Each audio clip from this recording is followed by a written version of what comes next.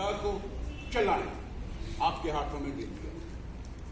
तो इन बातों के लिए खुदा का शुक्र अदा करें और हम लोग रोज खुदा की शुक्रगुजारी के लिए यहाँ पर इकट्ठे होते हैं कि खुदा का रहम मांगें, खुदा का शुक्र अदा करें और खुदा से कल का दिन मांग लें।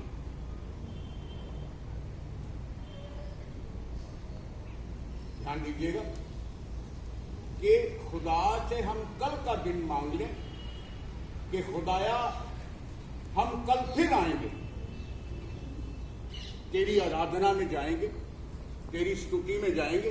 तो उससे क्या होगा कि आप कल तक खुदा में बने रहें।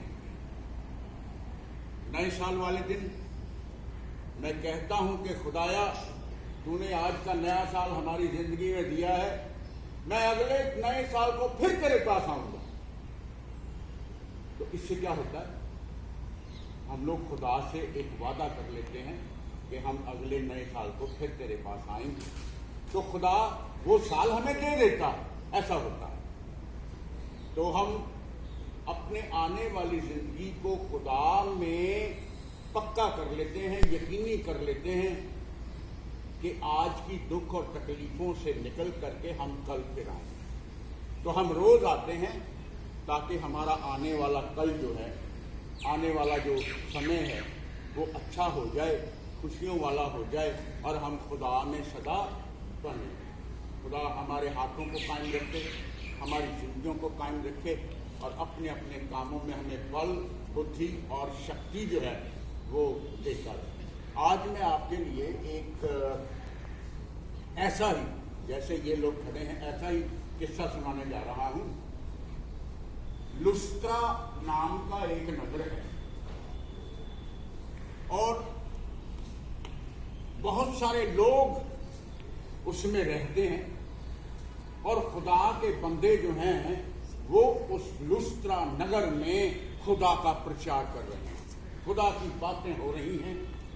और इसी तरह लोग रोज पर रोज इकट्ठे होते हैं और खुदा के बंदे जो हैं उनको खुदा की बातें बताते हैं, खुदा का पाक और पवित्र कलाम सुनाते हैं और खुदा उनके मुंह से निकले हुए शब्दों का मान करता है। मेरे बेटे ने, मेरे सेवक ने इस बंदे के लिए ऐसा शब्द कह दिया है तो ऐसा ही होगा। खुदावन अपने बंदों के मुंह से निकले हुए शब्दों का मान करता है, सम्मान करता है। मैं आपसे कहता हूं कि खुदा आपको बरकत दे। इसका मतलब है वो मेरे मुंह से निकले हुए शब्दों का मान करेगा, वो इन शब्दों का सम्मान करेगा। और अगर आप में से कोई ऐसा बंदा हो जो खुदा की मोहब्बतों के लायक ना हो, उसे भी खुदा की मोहब्बतें जो हैं वो मिल जाएंगी खुदा के कलाम की वजह से। तो लुस्त्रा नगर है और बहुत बड़ी भीड़ जो इकट्ठी है और खुदा का बंदा जो है वो उन्हें प्रचार कर रहा है। अब देखिएगा, ध्यान से सुनिएगा, क्या प्रचार हो रहा है, किसके लिए प्रचार हो रहा है और कैसा प्रचार हो रहा है। वो खुदा की बातें सुना रहा है, सुना रहा है, सुना रहा है और लोग सुबह से दोपहर हो गई, शाम हो गई, लुस्त्रा नगर जो है वो खुदा के लोगों से भर गया। उन भरे हुए लोगों में एक आदमी ऐसा है जो जन्म का लंगड़ा, वो कभी चला नहीं है, पांव से कमजोर है, जिस्म से कमजोर है और आवाजार है।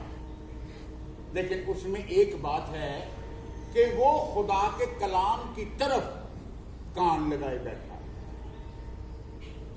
खुदा के बंदे की तरफ नजर लगाए बैठा है। जैसे आप लोग इस समय खड़े हैं, वैसे ही लुस्त्रा नगर जो है वो खुदा के लोगों से भर गया और खुदा का कलाम हो रहा है। और वो अपने बंदे को जो खुदा का कलाम सुना रहा है उसे टिकटिकी लगाकर देखे चला जा रहा है, देखे चला जा रहा है, देखे चला जा रहा है। उसके मन में एक ख्याल आ रहा है, खुदा तो चंगा करने वाला खुदा है।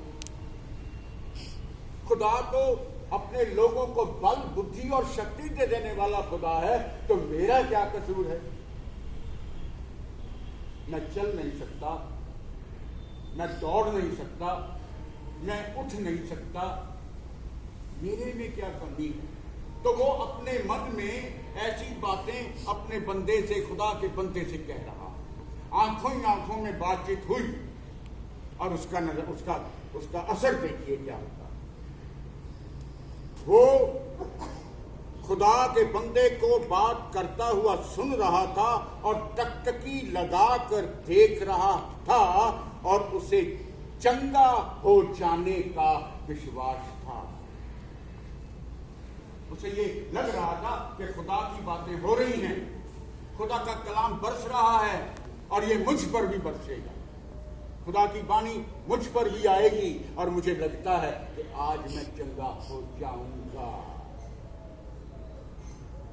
आप लोगों में से कितने लोग ऐसे विश्वास पर गाएंगे कि मैं चंगा हो जाऊंगा, खुदा की रहमतें मुझ पर हो जाएंगी, खुदा का करम जो है वो मुझ पर हो जाएगा। रसूलों के कर्तव्य नोट करें। रसूलों के कर्तव्य क्या कहते हैं इसको? प्रेरितों के काम। लिख लें, बुक ऑफ एक्ट, प्रेरितों के काम, ये 14वां अध्याय में बयान कर रहा हूं। ये सारी बातें जो मैंने आपको बताई वो खुदा के बंदे के पास पहुंच गई हैं। जो कुछ लुस्त्रा के इस लंगड़े आदमी के दिमाग में चल रहा है वो पौलुस के दिमाग में पहुंच गया है। अब देखिए उसका असर क्या हो रहा है। 10वीं आयत बयान करती है, पौलुस ने ऊंचे शब्दों से कहा। बातचीत नहीं हुई है दोनों की, आंखों ही आंखों में बातचीत होगी। आप मुझे देख रहे हैं, हम लोग बात कर रहे हैं, मैं जान गया हूं कि आप क्या चाहते हैं और मेरी आंखों में आप देख रहे हैं कि आपके लिए मैं क्या चाहता हूं। तो ऊंचे शब्द से उसने कहा, अपने पांव के बल सीधा खड़ा हो जा। देखिए कहां का हुक्म है, कहां हो रहा है, किसके लिए हो रहा है। बिन मांगे उसने मांगा नहीं है, सिर्फ एक उसके मन में एक विश्वास है कि जो बातें आज लुस्त्रा के नगर में हो रही हैं मैं उससे चंगा हो जाऊंगा। और वो बातें पौलुस तक पहुंची और उसने कहा, अपने पांव के बल खड़ा हो जा। और वो लंगड़ा उछलकर चलने फिरने लगा। पढ़िए की कहानी। और ऊंचे शब्द से कहा, अपने पांव के बल सीधा खड़ा हो। तब वह उछलकर चलने फिरने लगा। आप अंदाजा लगा ले कि एक खुदा का सेवक जो इस तरह की बात कह सकता है, खुदा ने उसके शब्दों का मान रखा है। खुदा के बंदे ने कह दिए, खुदा ने पूरा कर दिया। तो खुदा अपने बनाए हुए बंदों का इज्जत मान करता है। वो खुदा अपने लोगों के मुंह से निकले हुए शब्दों का मान करता है, उन्हें झूठा नहीं होने देता, उन्हें लज्जित नहीं होने देता। ये खुदा की बातें हैं, खुदा का पाक और पवित्र कलाम कहता है। उसने ऊंचे शब्द, वो अभी दूर ही था, उसने कहा उठकर खड़ा हो जा, और वो उठकर खड़ा हो गया। और आगे उन लोगों का रिस्पॉन्स देखिए, उन लोगों का जवाब देखिए। लोगों ने ऊंचे शब्दों से कहा, देवता मनुष्य का रूप धारण करके हमारे बीच में आ गया। पढ़िए 11। लोगों ने पौलुस का ये काम देखकर लुकाउनिया की भाषा में ऊंचे शब्द से कहा, देवता मनुष्यों के रूप में होकर हमारे पास उतर आया है, आसमान से उतर आया है। आप में से कितने लोग ऐसा विश्वास करते हैं? बातचीत नहीं हो रही है ना, उसने मांगा है, अभी दूर ही है, सिर्फ सोच ही रहा है और खुदा के बंदे ने कह दिया उठकर खड़ा हो जा। ये लुस्त्रा नगर का मौजूदा है जो मैंने आपके सामने जिक्र किया। अगर वहां ऐसा हो सकता है तो यहां पर भी ऐसा ही हो सकता है। खुदा अपने बंदों के कहे हुए शब्दों को पूरा करे। आज जो कुछ भी आपके लिए कहा जाएगा ना, खुदा उसे पूरा करे। ये खुदा की बातें हैं, खुदा का पाक और पवित्र कलाम कहता है। एनियास नामक एक आदमी चलते चलते खुदा के बंदे से मिला। वो झोले का मारा हुआ था और 8 साल से वो अपनी चारपाई पे था, उठ नहीं पाता था। और पतरस ने उससे कहा, यही किताब है, रसूलों के कर्तव्य है, उसका 9 अध्याय है, उसकी 34 आयत बयान करती है कि उस झोले का मारा हुआ जो 8 साल से बिस्तर पर था, पतरस ने उससे कहा। अब देखिए, खुदा पतरस के कहे हुए शब्दों को पूरा करने जा रहा है। आज का जो मौजू है ना मेरा, वो यही है कि खुदा के सेवक के कहे हुए शब्दों का मान करें, उनके कहे हुए शब्दों की इज्जत करें, क्योंकि खुदा उनके कहे गए शब्दों को पूरा पूरा अपने तराजू में तोड़ देता है। अब देखिए पतरस ने क्या कहा। पतरस ने उससे कहा, एनियास, यीशु मसीह तुझे चंगा करता। नरेंद्र लिखा हुआ है, पढ़िए 34। पतरस ने उसਨੂੰ ਕਿਹਾ, एनियास ਵਿੱਚ ਯਿਸੂ ਮਸੀਹ ਤੇਰੇ ਤੇ ਮਿਹਰ ਕੀਤੀ, खड़ा हो ते अपना बिस्तरा बिछा। वो तुरंत खड़ा हो गया। वो तुरंत खड़ा हो गया। ये खुदा के लोगों के कहे हुए शब्द हैं, खुदा के लोगों से निकले हुए शब्द हैं। इसी तरह से माय डियर फ्रेंड्स, मेरे बच्चों, खुदा फरमाता है कि अंधों की आंखें जो हैं वो खोल दी जाएंगी। लोगों की आंखें तो हैं पर देखते नहीं हैं, जो देखना चाहिए उसे नहीं देखते हैं, और जो नहीं देखना चाहिए उस पर टिकटिकी लगाए बैठे हैं। लोगों के कान खोल दिए जाएंगे, क्योंकि ये लोग जो सुनना चाहिए वो नहीं सुनते हैं, और जो नहीं सुनना चाहिए उनकी तरफ कान लगाए रहते हैं।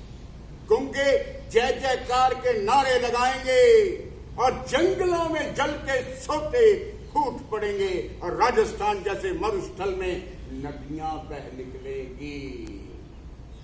और ये सब खुदा के बंदों से कहे गए शब्दों के साथ पूरा होगा। ये खुदा का कलाम कहता है, खुदा की बानी कहती है।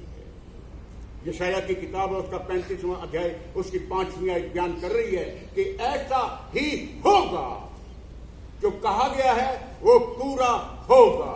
ये खुदा की मर्जी है। आपकी जिंदगी में सब कुछ जो खुदा ने कहा है वो पूरा होगा। खुदा के कलाम से, खुदा के वचनों से हमें जिंदगी मिलती है। माय डियर फ्रेंड्स, जो हमने कल खुदा का कलाम सुनाया था, उसकी वजह से आज का दिन मिला। जो आज कलाम सुनाया जा रहा है, इसकी वजह से कल का दिन मिल जाएगा। तो इसी तरह से हम खुदा के हुजूर में बढ़ते चले जाएंगे, बढ़ते चले जाएंगे। हमें दिन पर दिन, महीने पर महीने, साल पर साल मिलते चले जाएंगे, मिलते चले जाएंगे। जबूरों की किताब भजन संहिता, उसका 119 50वीं आयत का दूसरा हिस्सा बयान करता है कि तेरे कलाम के द्वारा मुझे जिंदगी मिलती है। आप अपने नहीं हो, खुदा रोज ब रोज आपको एक नई जिंदगी देता है, एक बहुतायत की जिंदगी देता है। ज़बूर 119 उसका 50वीं आयत का दूसरा हिस्सा बयान करता है। पढ़िए, किसी को मिल गया? क्योंकि तेरे वचन के द्वारा मैंने जीवन पाया है। तेरे वचनों के द्वारा मैंने जीवन पाया है। ये जीवन मेरा अपना नहीं है, ये खुदा का था, खुदा का है और खुदा का रहेगा। लोग पूछते थे, ये कौन है जो गुनाहों को माफ कर देता है? ये कौन है जो लंगड़ों को चला देता है? ये कौन है जो बहरों को कान दे देता है, अंधों को आंखें दे देता है? ये है कौन? आपने जाना है? वो अगर उनको दे सकता है ना, तो आपको भी सब कुछ दे सकता है। शर्त ये है कि आपको अपनी झोली जो है खुदा के सामने रखनी होती। ये खुदा की वाणी है। यूहन्ना की इंजील है, उसका 5वां अध्याय है, उसकी 12वीं आयत बयान करती है कि लोगों ने पूछा, ये कौन आदमी है?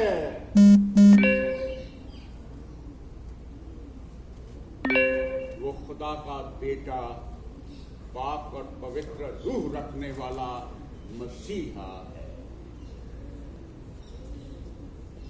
ये कौन है?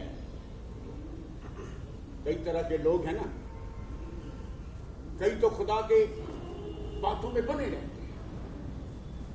कई लोग हैं जो खुदा की बातों पर टीका टिप्पणी करते हैं, कई लोग हैं खुदा के वचन पर वाद विवाद करते हैं।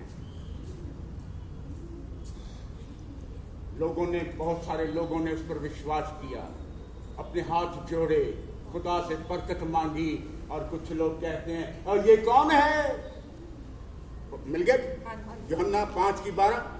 उन्होंने उससे पूछा, वह कौन मनुष्य है जिसने तुझसे कहा, खाट उठा और चल फिर?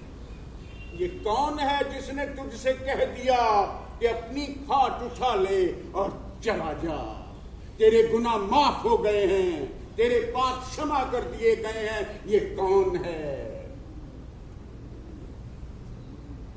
वो आपके पास था, आपके पास है और आपके पास रहेगा। उसे देखने की जरूरत है।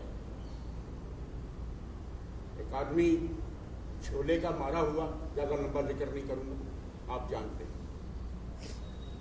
बिल्कुल मुर्दा हालत में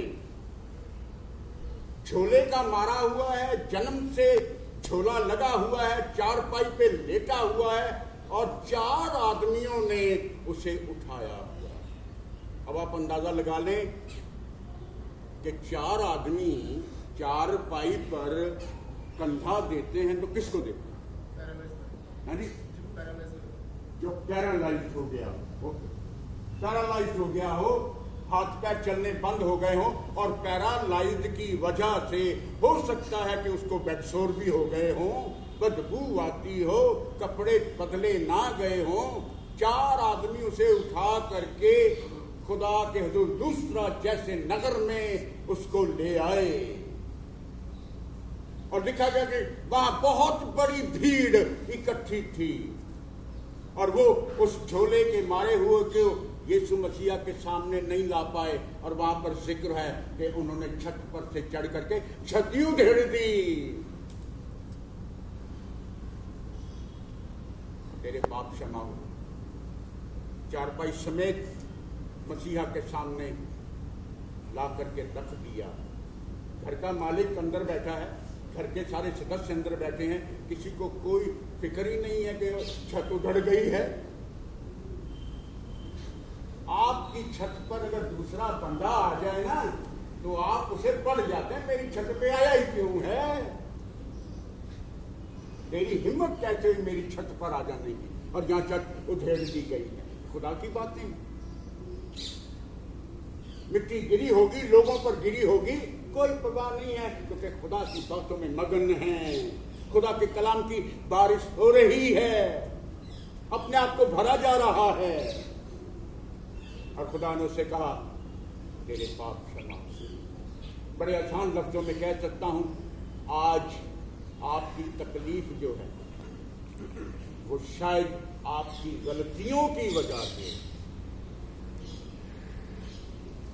खुदा का कलाम कहता है, उस छोले के मारे हुए से कहा कि तेरे गुनाह माफ कर दिए जाते हैं।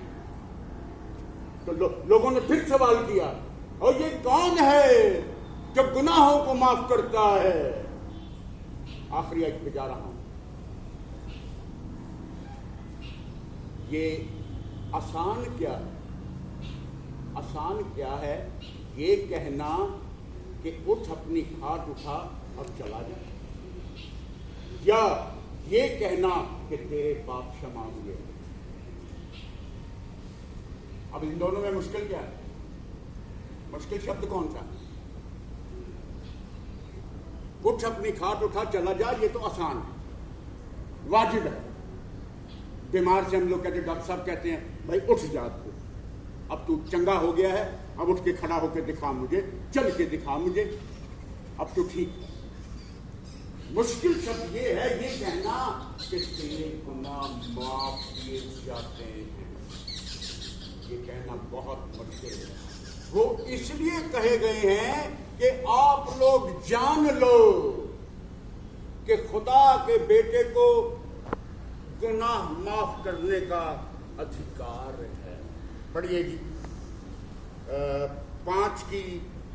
लूका 5:24 आखिरी आयत, ताकि तुम जान लो कि खुदा के बेटे मसीहा को इस जमीन पर गुनाह माफ कर देने का अधिकार है। आज जितने लोग यहां परेशानी में हैं, दुख में हैं, तकलीफ में हैं, डायबिटिक हैं, हाइपरटेंसिव हैं, टेंशन में हैं, दिमागी परेशानी में हैं, कुछ भी हैं, खुदा से माफी मांग लें। मेरी गलतियों को माफ कर दे, मेरे गुनाहों को माफ कर दे, मुझे अपना बना ले। ये आखिरी शब्द है। खुदाया मुझ पर रहम करके मुझे अपना बना ले खुदावन, क्योंकि तू मेरा था, तू मेरा है, मैं तेरा ही रहूंगा। मुझे अपना ले खुदावंदा, मुझे अपने पनाह में ले ले, मुझे अपने हाथों में ले ले। जहाँ पर काम करता हूँ उस काम को अपने हाथों में ले ले, जिस घर में रहता हूँ उस घर को अपने हाथों में ले ले, जिस इंस्टीट्यूट में काम करता हूँ उसे अपने हाथों में ले ले, ताकि हम वफ़ादार की ज़िंदगी पाएँ। खुदा बाप, बेटे और पाक रूह के नाम से आज की डिवोशन को यही पूरा कर लेगा। अपनी आंखें बंद कर ली।